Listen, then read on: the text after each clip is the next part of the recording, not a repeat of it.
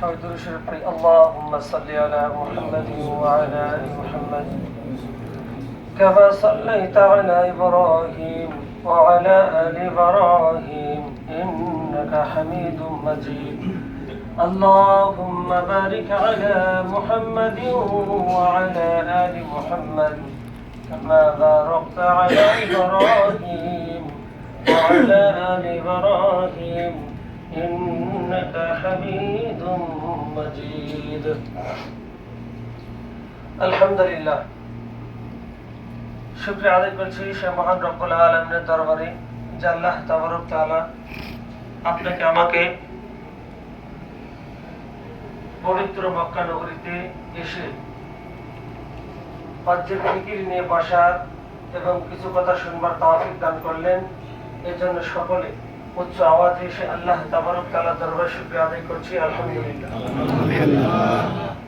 আমাদের মধ্যে অনেকে অসুস্থ আছি, অনেকে সুস্থ আছে, অনেকে অসুস্থ হয়ে আবার সুস্থতার নিয়ামত আল্লাহ তাআলা দিয়েছেন। তো উভয়টাই হলো নিয়ামত, সুবহানাল্লাহ। অসুস্থ দিয়েছেন আল্লাহ তাআলা, এটাও নিয়ামত, সুস্থ আছে এটাও নিয়ামত। কেন? অসুস্থ যারা হয় আল্লাহ তাআলা অসুস্থর বদলতে তার সগীরা গুনাহ মাফ করে দেয়। তাহলে অসুস্থ আমরা থাকলে মন খারাপ নয়, আল্লাহ তাআলাই চাইছেন, অসুস্থ বানাইছেন। কারণ নবী পয়গম্বরকে আল্লাহ তাআলা অসুস্থ বানায়া পরীক্ষা নিয়েছেন। আমরা তার উম্মত, আমাদেরকে আল্লাহ তাআলা বিভিন্ন দিক দিয়ে পরীক্ষা নেবেন। আর পরীক্ষা ছাড়া মানুষ উত্তীর্ণ হতে পারে না, পরীক্ষার মাধ্যমে মানুষ উত্তীর্ণ হয়, পরীক্ষার মাধ্যমে মানুষ দামি হয়, ঠিক কিনা বলেন? তা আমরা আলহামদুলিল্লাহ সর্ব অবস্থায় শুকরিয়া আদায় করব সে আল্লাহ তাবারক তাআলার দরবারে আলহামদুলিল্লাহ।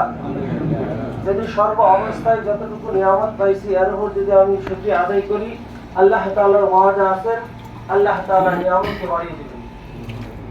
এজন্য আমরা সর্ব অবস্থায় শুকরিয়া আদায় করব আলহামদুলিল্লাহ। এখন আমাদের কর্মসূচি কি, সামনে কি কাজ? আমাদের সামনে হচ্ছে হজ ভাই, যেটার জন্য যে হজের জন্য আমরা লাখ লাখ টাকা ভরে সুদূর বাংলাদেশ থেকে এই মক্কাতে আসছি, অনেকে অনেক কষ্ট করে আসি। আল্লাহ তাআলা যে যত বেশি ইবাদতের খাতিরে কষ্ট করবে আল্লাহ তাআলা নিকটবর্তী সে তত বেশি করবে, আল্লাহ তাআলা তার উপর তত খুশি হবেন। শত কষ্টের মধ্যে আমার ইবাদত থেকে সে মাহরুম হয়নি, বঞ্চিত হয়নি, আল্লাহ তাআলা বেশি তার উপর খুশি হবে, বেশি খুশি হবে। এই জন্য আমাদের সবাইকে বলছি আপনারা কথাগুলো মনোযোগ সহকারে শুনবেন। আমাদের হজ কি জিনিস? হজ মানে ইচ্ছা করা, ইরাদা করা। আল্লাহ তাআলার কাছে আমরা ইচ্ছা করছি, আল্লাহ তাআলা আমাদের পূরণ করে দিয়েছেন আলহামদুলিল্লাহ বলি। এখন প্রশ্নটা হলো হজ্জের কাজগুলো আমাদের সুন্দরভাবে করার দরকার, ঠিক কিনা বলেন? আমাদের কয়টা জায়গা মিলে হজের কাজ, এই জায়গাগুলোর পরিচয়ের দরকার আছে কিনা? কয়টা দিন আমাদের হজের কাজ, এই দিনগুলো জানার দরকার আছে কিনা? কেন দরকার আছে আমি বলবো, দরকার আছে এই জন্য বলবো, আমার কাছ থেকে মুআল্লিম হারিয়ে গেছে, আমার কাছ থেকে আমার সাথী, আমার স্বামী হারিয়ে গেছে, স্ত্রী হারিয়ে গেছে, কিন্তু আমি কারোর জন্য অপেক্ষা করব না। আমার স্ত্রী খুঁজে বের করব, আমার হজের সময় শেষ। উকুফে আরাফা 9 তারিখে আরাফার ময়দানে অবস্থান করতে হবে। মিনাতে আমার স্বামী স্ত্রী আমরা হারিয়ে গেছি। এই স্বামী স্ত্রী যদি আমি 9 তারিখে এই মিনাতে খুঁজে আরাফার ময়দানে যদি আমি অবস্থান না করি, আমার হজ হবে না। সুতরাং হজের ট্রেনিংটা আগে আমাদের নিতে হবে। কোন কোন জায়গায় আমাদের হজের কাজ? হজের কাজ 5 দিন। কয় দিন ভাই? 5 দিন। বলেন 8 তারিখ, 9 তারিখ, 10 তারিখ, 11 তারিখ, 12 তারিখ। কয়দিন হলো? 5 দিন। 4 জায়গা মিলে আমার 5টা দিনের কাজ। কয় জায়গা? 4 জায়গা। 4 জায়গা মনে করি। আরাফার ময়দান, প্রথমে মিনাতে যাব। কোথায় যাব? মিনা। মিনাতে অবস্থান করা সুন্নত। তারপরে আমরা 9 তারিখে যাব আরাফার ময়দানে। আরাফার ময়দানে আমরা এক আযান, 2 ইকামত দিয়ে আমরা যোহর আসরের নামাজ পড়ব। আরাফার ময়দানে না এটা মুজদালিফা। আরাফার ময়দানে আমরা উকুফে আরাফা মাগরিবের আগ মুহূর্ত পর্যন্ত আমরা থাকব। তারপরে আমরা কি করব? 9 তারিখে আমরা ওখান থেকে ত্যাগ করে মুজদালিফা চলে আসবো। মুজদালিফায় এসে অবস্থান করব রাত্রি অবস্থান করা মুজদালিফায় ওয়াজিব। মুজদালিফা আমাদের আসতে হবে। তাহলে আরাফার ময়দান, মুজদালিফা কয়টা হলো জায়গা? তিনটা হলো। মিনা বলেন না, মিনা আমি বলি আরাফা, মুজদালিফা। মিনা তো আমরা থাকবোই। আরাফা, মুজদালিফা, তারপরে জামারায় যেতে হবে। মিনাতে অবস্থান করা সুন্নত। জামারায় পাথর মারবো, তারপরে আমরা চলে যাবো বাইতুল্লাহ তাওয়াফ করার জন্য। আমাদের আমি বলি যেটা ওয়াজিব তখন বলে দেব। আমাদের জায়গাটা বললাম, এই কয়টা জায়গার মধ্যে আমাদের কাজ হজের কাজ ফরজ তিনটা। ফরজ তিনটা অবশ্যই সবার জানার দরকার। সবাইকে জানতে হবে ফরজ তিনটা। ফরজ কি কি? 1 নম্বর হলো ইহরাম বাঁধা। ইহরাম কোথায় বাঁধবো? আমি যেই হোটেলে আছি আমার রুমে আমি ইহরাম বাঁধি। আমার রুমটাই মনে করবো আমার মিকাত। এখানে আমি ইহরাম বাঁধে হজের নিয়ত করে নেব। গাইডের নির্দেশনা অনুযায়ী গাইড যেভাবে বলবে আমরা সেভাবে রেডি হব। সেভাবে রেডি হয়ে আমি কি করব? গাইডের সঙ্গে আমি মিনাতে চলে যাব। মিনাত সারাদিন থাকে, ফজরের নামাজের পরে আমি পরের দিন চলে যাব আরাফার ময়দানে। আরাফার ময়দানে অবস্থান করা ফরজ। আরাফার ময়দানে অবস্থান করা কি ফরজ? ফরজ কয়টা হলো? 2টা ফরজ। একটা ইহরাম বাঁধা, আর একটা হলো আরাফার ময়দানে অবস্থান করা। 2টা ফরজ গেল। আরাফার ময়দান থেকে আমি আসবো মুজদালিফায় অবস্থান করা ওয়াজিব। ওয়াজিব হলো হজের 6টা। কয়টা বলেন? 6টা ওয়াজিব। অবশ্যই সবাই মুখস্থ করতে হবে এবং জানতে হবে।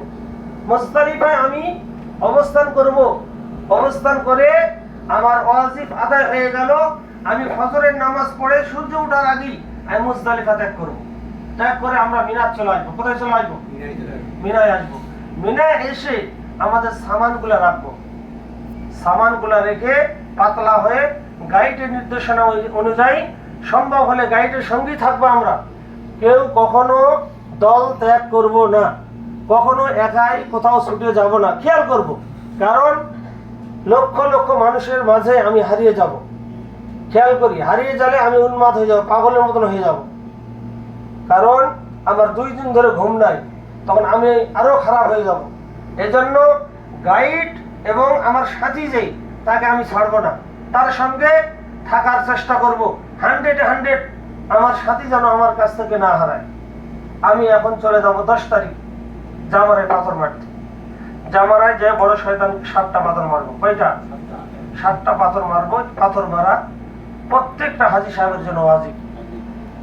মুজদালিফা অবস্থান করলাম ওয়াজিব, পাথর মারলাম ওয়াজিব। 6টার মধ্যে কটা গেল? 2টা। কুরবানি করা 3টা। মাথার চুল কাটা। কুরবানির খবর পাবো, মেসেজ দিয়ে দিবে আমাদের মুআল্লিম সাহেব, বলে দিবে কুরবানি আপনার হয়ে গেছে, এখন চুল কাটতে হবে। এখন চুল কাটা ওয়াজিব। 4টা হলো? এই 4টা হয়ে গেল। এখন আমাদের সাই আছে, আগে তাওয়াফ করতে হবে, ফরজ তাওয়াফ। এইদিকে ফরজ কিন্তু 2টা হয়েছে, ইহরাম বাঁধা, আরাফার ময়দানে অবস্থান করা, আর একটা ফরজ থাকে, সেটা হলো তাওয়াফ করা, ফরজ তাওয়াফ। এই বাইতুল্লাহ 7 চক্করে তাওয়াফ করা, এই তাওয়াফ করা ফরজ। এই ফরজটা আমাদের আদায় করতে হবে। তারপরে সাই করব। সাই করা কি ওয়াজিব। ওয়াজিব 5টা হয়ে গেল, আর একটা বিদায়ী তাওয়াফ। এই 6টা ওয়াজিব আমাদের অবশ্যই করণীয় করতে হবে, না হলে আমার হজ হবে না। এগুলো মনে রাখতে হবে। আর আমি একটা কথা বলবো আপনাদেরকে, যে আপনারা কখনো দল ত্যাগ করিবেন না। সব সময়ের জন্য আমরা নিজেকে নিজের সাথীর সঙ্গে থাকার চেষ্টা করব। দল ত্যাগ করি বকরিকে কিন্তু বাদ খেয়ে ফেলে, এটা খেয়াল রাখবেন। আমি হারিয়ে যেতে পারি। আর অবশ্যই মুআল্লিমদের নাম্বার সবাই সংগ্রহ করবেন। সবাই মুআল্লিমদের নাম্বার অবশ্যই সংগ্রহ করবেন। সব মুআল্লিম, একজন ঢুকলো না আরেকজন ঢুকবে, আরেকজন ঢুকলো না আরেকজন ঢুকবে। এই নাম্বার তো জরুরি। আপনি হারিয়ে গেছেন, আপনি ফোন দিয়ে বলবেন আমি অমুক জায়গায় আছি, ইনশাআল্লাহ। আমি না হলে আরেকজন, আরেকজন না হলে আরেকজন, যেই হোক আপনি ফোন দিতে দেরি, কিন্তু জাতি দেরি হবে না আপনার আনার জন্য, আলহামদুলিল্লাহ। এই জন্য আপনারা নাম্বার অবশ্যই রাখবেন। আল্লাহ তাবারক তাআলা আমাদের হজ্জে আনছেন, আরাফার ময়দানে আমরা উপস্থিত হব। আল হজ্জ আরাফা, আরাফার ময়দানে হজ। আলহামদুলিল্লাহ, আরাফার ময়দানে অবস্থান করতে দেরি, 9 তারিখে আল্লাহ তাআলা গুনাহ মাফ করতে দেরি নেই। প্রত্যেকটা মুমিন মুসলমান নরনারীকে আল্লাহ তাআলা 9 তারিখে আরাফার ময়দানে নিষ্পাপ নিষ্কলঙ্ক বানিয়ে দেয়। কিরকম? একটা সন্তান দুনিয়াতে জন্ম নিলেন, ভূমিষ্ঠ হলেন, সে মাসুম থাকে, তার কোনো গুনাহ থাকে না, বেগুনাহ মাসুম হয়ে যায়। তা আল্লাহ তাবারক তাআলা আরাফার ময়দানে অবস্থান করবে যে হাজী সাহেব, প্রত্যেকটা হাজী সাহেবকে নিষ্পাপ নিষ্কলঙ্ক বানিয়ে দেয়। সুবহানাল্লাহ। এত দাম হাজী সাহেবের, এত দাম। এই হাজী অনেকগুলো জাহান্নামী ব্যক্তির জন্য সুপারিশ করতে পারবেন। রাসূল করিম সাল্লাল্লাহু আলাইহি সাল্লাম বলেন, কোন হাজী সাহেব বাড়িতে গেছেন, এই হাজী সাহেবের এত দাম, বাড়িতে গেছেন, রাস্তার মধ্যে কোনো ভাই দোয়া চাইলেন আপনার কাছে, আপনার জন্য যেই দোয়া চাইছেন ওই দোয়া যদি হাজী সাহেব আল্লাহ তাআলা দরবারে করেন, সঙ্গে সঙ্গে আল্লাহ দোয়া কবুল করবেন। যেই দোয়া করবেন, আমার আত্মীয় স্বজন কবরে আছেন, তাদের জন্য একটু হাজী সাহেব দোয়া করে দেন, আল্লাহ তাআলা ওই হাজী সাহেব দোয়া করলে পিতা মাতার কবরে আযাবও মাফ করে দিবেন। যে এটা মনে করবো আমরা চারটিখানি মেহমান নয়, ডাইরেক্ট আমরা আল্লাহ তাবারক তাআলার মেহমান, ডাইরেক্ট আল্লাহর ঘরের মেহমান। সংসদের মেহমান যদি কেউ হয়, সামান্য কিছু সময়ের জন্য নিজেকে গর্বিত মনে করে, নিজেকে ধন্য মনে করে, ঠিক কিনা? আমরা বাংলাদেশের সংসদের সবচাইতে খাস মেহমান। আর আল্লাহ তাআলা তাম দুনিয়ার যেটা মারকাজ, সমস্ত মসজিদের হেডকোয়ার্টার, আল্লাহ তাবারক তাআলা খানে কাবায় আমাদেরকে নিয়েছেন, ডাইরেক্ট খানে কাবার মেহমান বানাইছেন। আলহামদুলিল্লাহ, পৃথিবীর যতগুলো মসজিদ আছে সমস্ত মসজিদের রহমত যায় এই খানা কাবায় থেকে। আলহামদুলিল্লাহ বলি, সর্বপ্রথম রহমত নাজিল আরশ আজিম থেকে আল্লাহ তাবারক তাআলা রহমত নাজিল করেন ফেরেশতাদের মসজিদে বাইতুল মামুর। বাইতুল মামুর থেকে যদি একটা ঢিল মারা হয়, ওই ঢিলটা ডাইরেক্ট কাবা ঘরের মাঝখানে পড়বে। সুবহানাল্লাহ বলি, এরকম বরাবর রহমত চলে আসে এই বাইতুল্লাহ। বাইতুল্লাহ থেকে সমস্ত দুনিয়া, তাম দুনিয়ার শাখা পোশাখায় এই রহমত গুলো চলে যায়। তা আমরা যেখানে রহমত আল্লাহ তাআলা ডাইরেক্ট পাঠাই, সেই রহমতের জায়গায় আমরা আছি, ঠিক কিনা? তাই আমরা এখানে আসছি, আল্লাহ তাবারক তাআলা আমাদেরকে এখানে নিয়ে আসছেন। এই পবিত্র জায়গায় আমাদের পবিত্রতা অর্জন করতে হবে এবং পবিত্রভাবে থাকতে হবে, ঠিক কিনা বলে? আল্লাহর কাছে আমরা আসি, এখানে এসে আমাদের কোনো গাম্ভীরতা, আমাদের কোনো অহংকার, আমাদের কোনো ফখর, আমাদের কোনো দামি দামি কথা, দামি ভাব, এগুলো চলবে না। এখানে ধনী গরিব, টাকাওয়ালা, হুজুর, মুয়াজ্জিন, যেই বলেন না কেন আপনি, মাস্টার অফিসার, সব সমান। একটাই আমাদের পরিচয়, আমরা আল্লাহর ঘরে মেহমান। এই কথাটা মনে রাখতে হবে। অহংকার, রিয়া দিল থেকে দূর করতে হবে, না হলে কাজ হবে না। ফালাম ইয়ারফাস ওয়ালাম ইয়াফসুক রাজা কায়াউমি ওয়ালাদাতুহু উম্মু। ফাসিকি কথা থেকে আমার হেফাজত থাকতে হবে। এক কথাই হলো, আমার জবান দ্বারা যেন কেউ কষ্ট না পায়, আমার জবান দ্বারা কখনো যেন মিথ্যা কথা বের না হয়, আমার জবান দ্বারা কখনো যেন গীবত শেখায়ত না হয়, আমার জবান দ্বারা কখনো যেন সমালোচনা নামক এই বস্তুটা আমার জবান দিয়ে যেন বের না হয়। সমালোচনা করব, কারো গীবত করব, কাউকে কষ্ট দেব, আঘাত দেব, আমার হজ শেষ হয়ে যাবে। আল্লাহ রাসূল সাল্লাল্লাহু আলাইহি সাল্লাম বলে দিয়েছেন। এই জন্য আমি জবানকে আমার সংযত করব। আমার এই জবান দ্বারা কেউ যেন কষ্ট না পায়, ছোট হোক সে বড় হোক, কাউকে আমি কষ্ট দেব না।